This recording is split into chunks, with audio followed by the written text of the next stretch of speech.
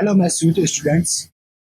चलिए आज lecture number 21 start करते हैं। लेक्चर नंबर 21 के अंदर हम मेजर टॉपिक स्टडी करने वाले हैं water exchange reaction. Water exchange reaction जो है वो डिसोसिएटिव मैकेनिज्म जो हमने प्रीवियस लेक्चर के अंदर पढ़ा था लेक्चर 20 के अंदर। तो डिसोसिएटिव मैकेनिज्म के ये कुछ एविडेंस है कि डिसोसिएटिव मैकेनिज्म SN1 रिएक्शन कौन कौन से रिएक्शन के अंदर परफॉर्म होते हैं। तो like water exchange reaction, Ennison reaction and equation, या फिर हम इसे कहते हैं हाइड्रोलिसिस रिएक्शन। हाइड्रोलिसिस में 2 टाइप की रहेगी आपकी, एक रहेगी एसिड हाइड्रोलिसिस एंड सेकंड हमारे पास रहेगी बेस हाइड्रोलिसिस।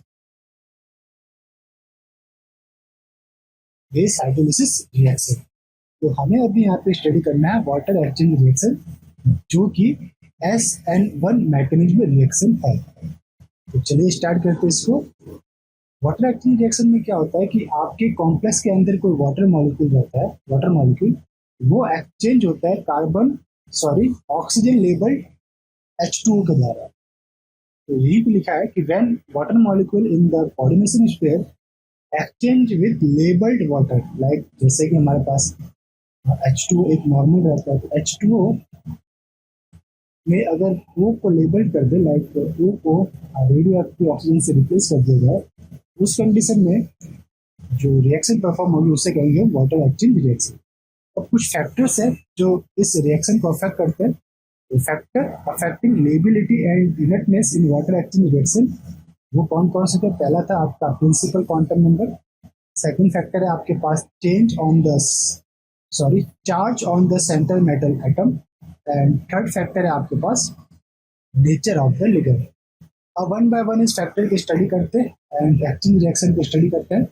लाइक फर्स्ट हमारे पास है principal quantum number.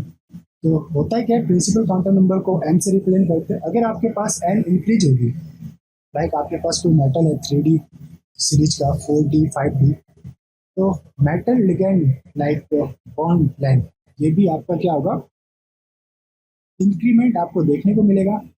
And up to down जाने पर आपके पास क्या होता है कि डेल्टा ऑक्टाएटम यानी कि क्रिस्टल फील्ड स्टेबलाइजिंग एनर्जी ये आपकी इंक्रीज हो जाए। क्योंकि अप टू डाउन जाने पर आपके every ligand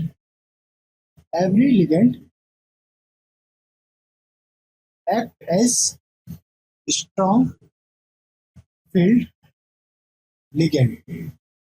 okay, so metal ligand interaction जो रहता है, इंटरैक्शन वो आपको क्या रहता है, हाई इंक्रीमेंट इसमें देखने को मिलता है। मेटल लिगेंड इंटरैक्शन इंक्रीमेंट देखने को मिलता है। जो लिगेंड है वो मेटल के ऑर्बिटल में मोर डिफ्यूजली उसके न्यूक्लियस के पास में आते हैं क्योंकि डिफ्यूज ऑर्बिटल रहते हैं। ओके, तो होता क्या है कि मेटल लिगेंड बॉन्ड लेंथ आपकी डिक्रीज हो जाती है। उस कंडीशन के अंदर डेल्टा ऑक्टाएटल इंक्रीज होने से मेटल लिगेंड बॉन्ड लेंथ आपको ओवरऑल आपको डिक्रीज देखने को मिलेगी।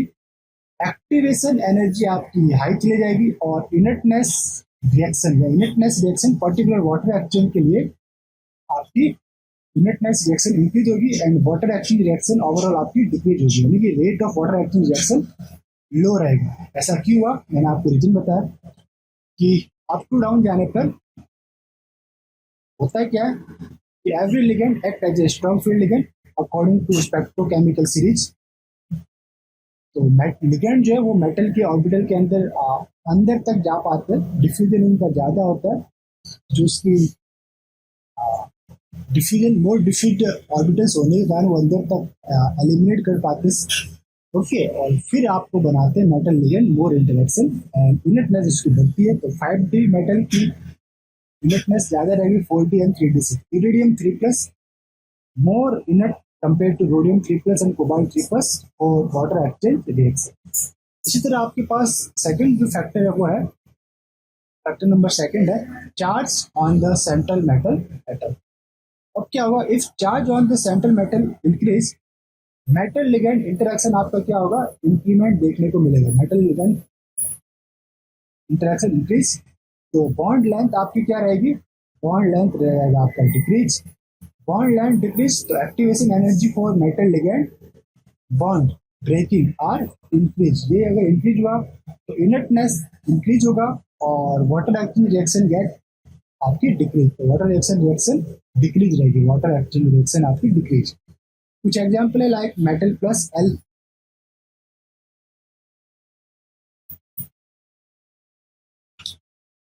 मेटल प्लस चार्ज लिगैंड के साथ अटैच्ड है, मेटल 2 प्लस चार्ज लिगैंड के साथ and metal 3 plus charge ligand के साथ। इट मींस मेटल की ऑक्सीडेशन स्टेट अलग अलग है। फर्स्ट के अंदर है फर्स्ट ऑक्सीडेशन स्टेट, सेकंड में सेकंड एंड थर्ड में थर्ड। तो मेटल लिगैंड इंटरेक्शन सबसे स्ट्रॉन्ग किसमें होगा? थर्ड वाले के अंदर। तो इसकी इनर्टनेस सबसे हाई रहेगी कंपेयर टू फर्स्ट वाले के साथ। इसमें मेटल लिगैंड इंटरेक्शन रहेगा आपका वीक इंटरेक्शन लेबाइल कॉम्प्लेक्स। अब है आपके पास फॉर 3D मेटल, क्या हुआ आपके पास मेटल 2 प्लस मोर लेबाइल है आपके पास compare to metal 3 plus, compare to metal 4 plus. Metal 4 plus less labile रहेगा आपका और metal 2 plus low level. Less level means more inert, more inert, और more level means less inert, less inert complex आपके पास देखने को मिलेगा। तो ये था charge on the metal complex, charge on the central metal ion, ये सेकंड फैक्टर था। अब हमारे पास थर्ड फैक्टर है नेचर ऑफ द लिगैंड। तो इसे हाईलाइट करते हैं, नेचर ऑफ द लिगैंड। इसे देख लेते हैं। If pi acceptor nature of ligand increase, तो क्या होगा आपके पास मेटल लिगैंड इंटरेक्शन इंक्रीज होगा। ऐसा क्यों होता है? क्योंकि ओवरऑल मेटल से इलेक्ट्रॉन डेंसिटी लिगैंड के ऊपर ट्रांसफर होती है। ओके, इसलिए इंटरेक्शन उनके बीच में क्या होता है? इंक्रीमेंट देखने को मिलता है। Activation energy get increase, inertness of complex gate increase. अब आपके पास है if sigma donor nature of ligand increase, उस कंडीशन में मेटल लिगैंड इंटरेक्शन आपका रहेगा decrease, activation energy decrease, liability of the complex increase. ये जो पाई acceptor nature and sigma donor nature, हम किसकी बात कर रहे हैं? वाटर मॉलिक्यूल के अलावा, लाइक दिस वन है ML4 और H2O। तो हम नेचर किसकी बात कर रहे हैं? इस एल लिगैंड की नेचर की बात कर रहे हैं, ना कि H2O की।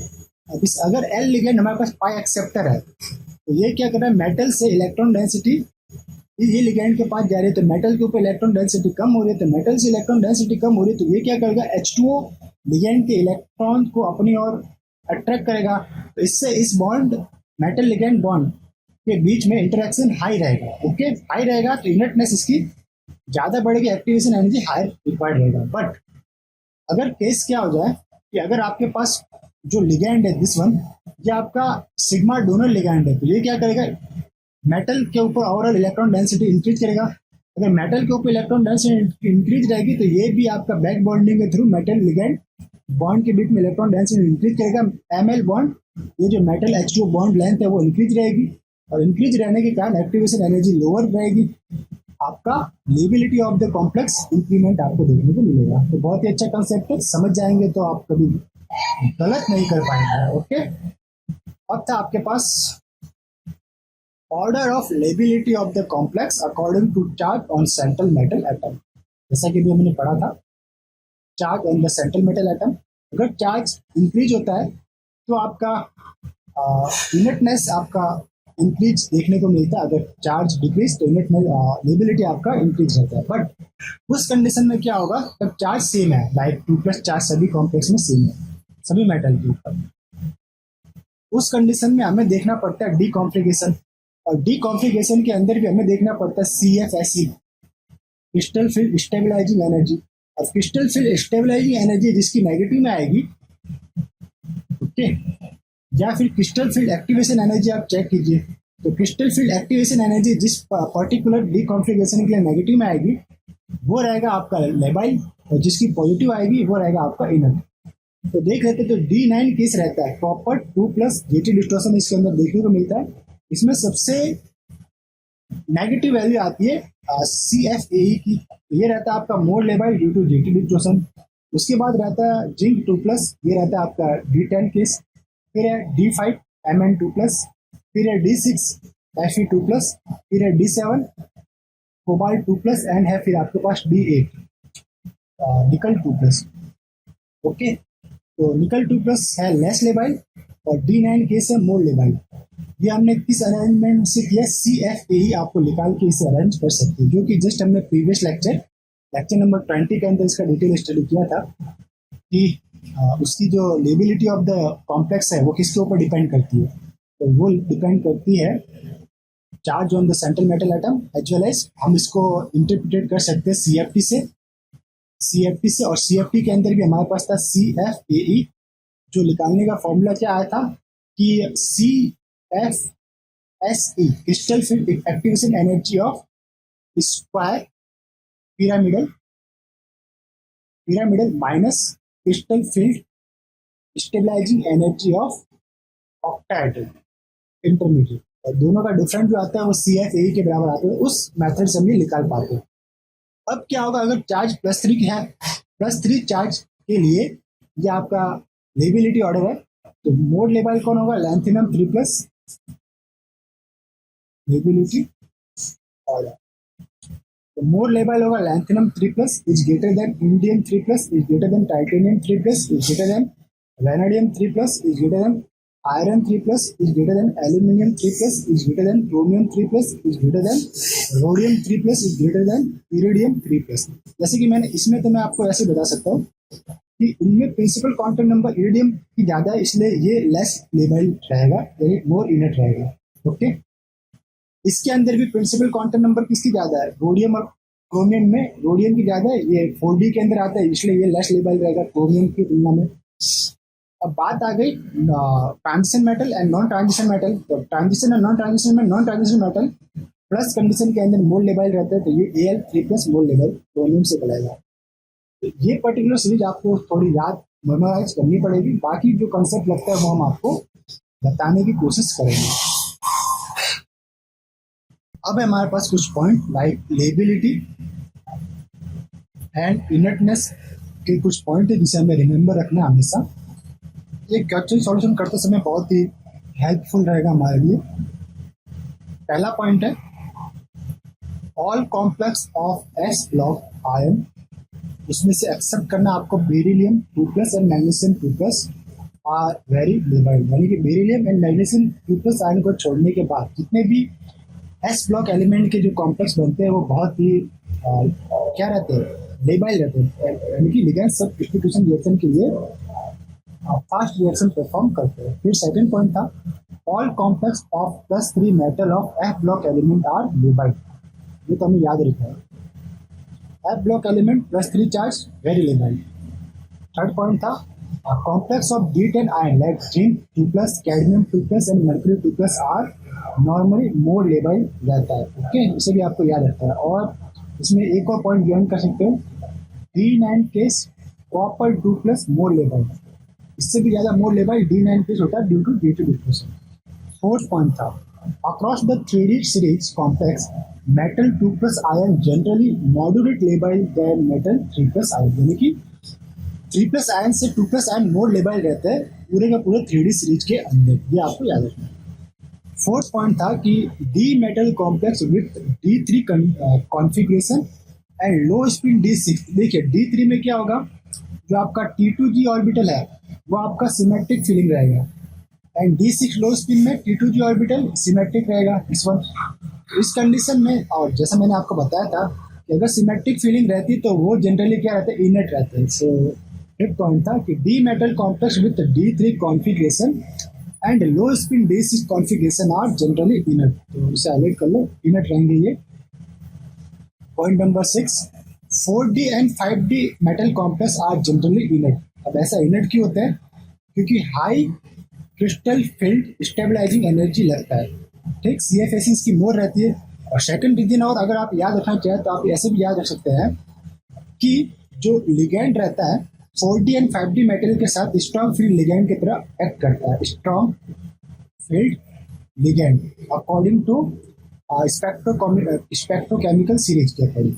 तो इस कंडीशन में जो कॉम्प्लेक्स हो जाएगा वो क्या होगा, लो स्पिन कॉम्प्लेक्स के अंदर चेंज हो जाएगा, और low spin complex are more inert than high spin complex. तो ये इसकी इनर्टनेस का एक रीजन और आप बता सकते हो कि 4D and 5D metal complex generally inert because high crystal field stabilising energy.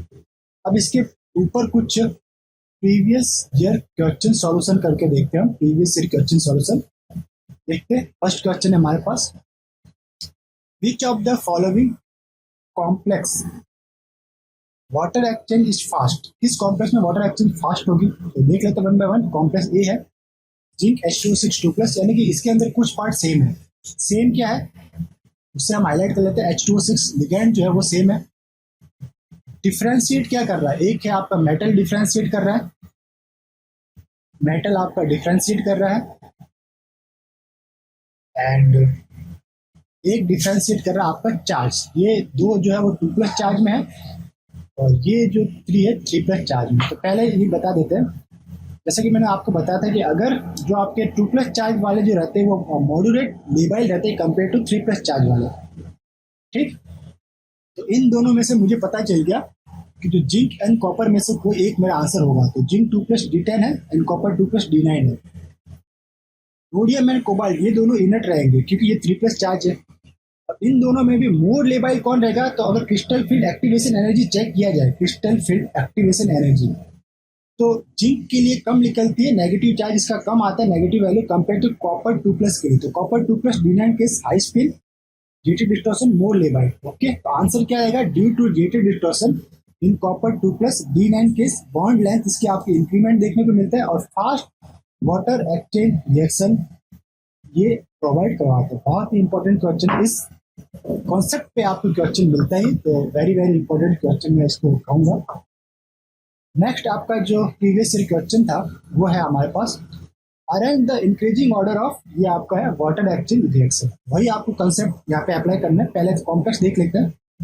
Iridium H2O6 यानी कि सेम क्या चीज है इसके अंदर? सेम है आपके पास लिगेंड H2O6, इस वन सेम है और डिफ्रेंशिएट क्या कर रहा है? दिस 3+ चार्ज है 3 और यहाँ पे है आपके पास 2+ चार्ज। मुझे ये पता चल गया ये 2+ चार्ज वाले कॉम्प्लेक्स मोर लेबाइल रहेंगे, तो ये तो पहले आएंगे। C और F में भी कौन पहले आएगा? कैडमियम। तो हमको पता था कैडमियम D10 कंडीशन आएगा, ये cadmium 2+ condition D10 more labile compare to nickel +2 D8 condition. Okay, तो देखिए F इज ग्रेटर देन आएगा किससे? एक और है +2 का, ये +2 का दिस वन भी है Mn।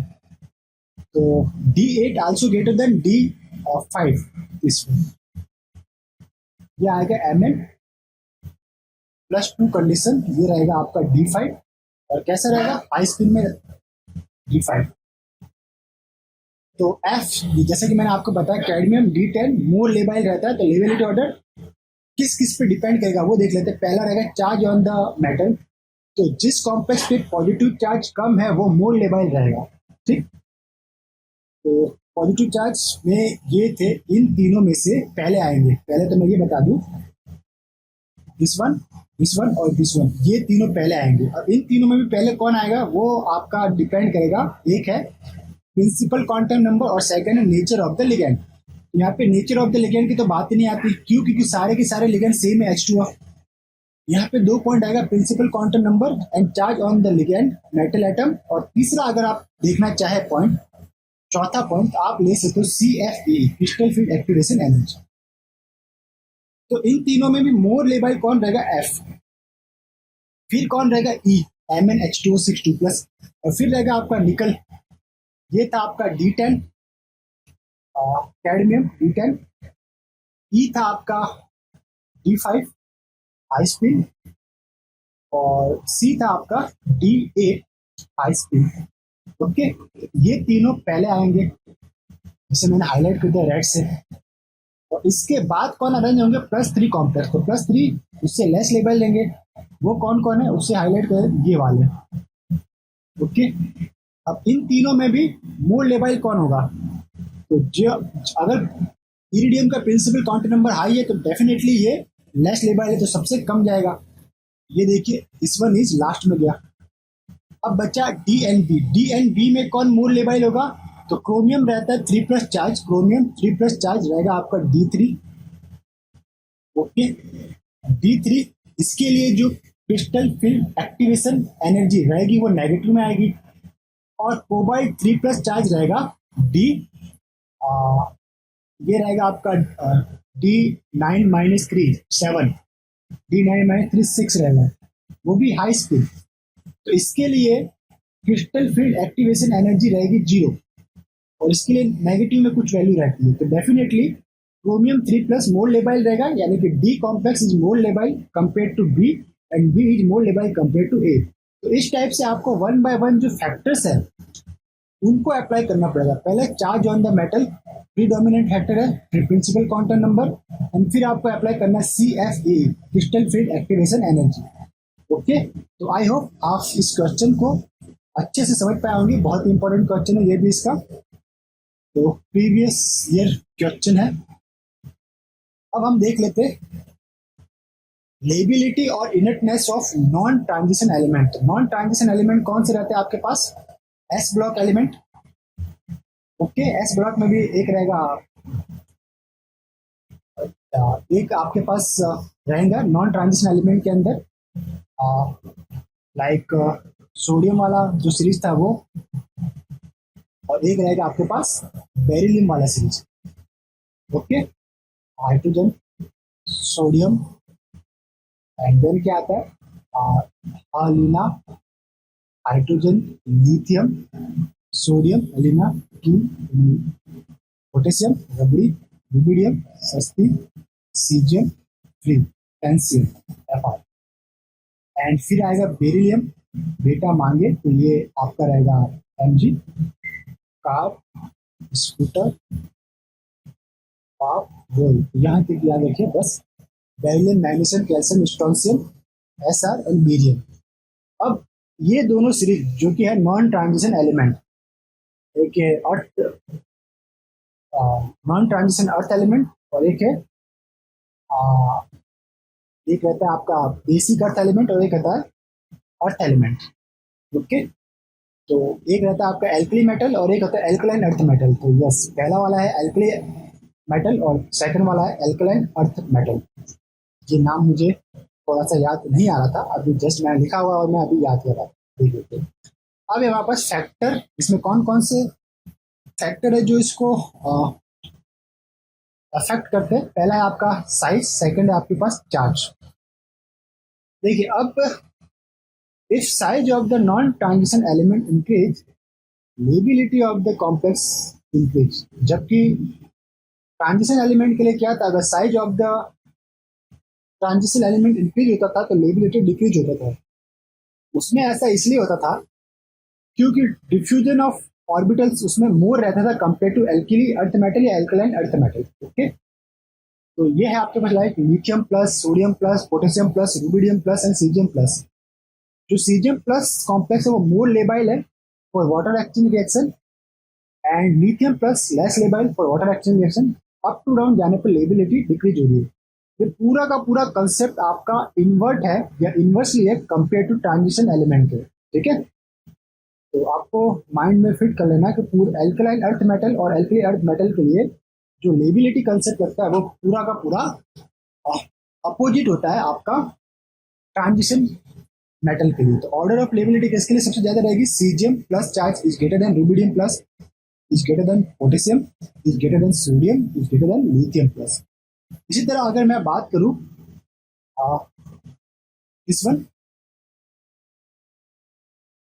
यहां से यहां तक, beryllium, magnesium, calcium, strontium, barium, ये आपका एल्कलाइन अर्थ मेटल आ गया। और इसमें इसको मैंने सेपरेट आउट किया। ये है आपका less size less labile, and barium 2+ more size more labile. और अगर मैं इस पर्टिकुलर पोजीशन किया इसको ट्रांजिशन एलिमेंट के साथ, तो इसकी पोजीशन कहाँ पे आएगी? ये पूरे की पूरी सीरीज मोर लेबाइल है वैनेडियम 2+ चार्ज यानी कि D3 फैमिली से, एंड लेस लेबाइल है मर्करी 2+ यानी D10 फैमिली से। ये पूरा का पूरा इस बीच में आएगा। ठीक, तो ये था आपका, इसको हमने पोजीशन किया था ट्रांजिशन एलिमेंट के बीच में। तो कंसेप्ट किसके ऊपर था? ये साइड के ऊपर। अब सेकंड कंसेप्ट पढ़ते हैं चार्ज के ऊपर। यहाँ पे था second point, if charge on the non transition metal increase lability get be decrease.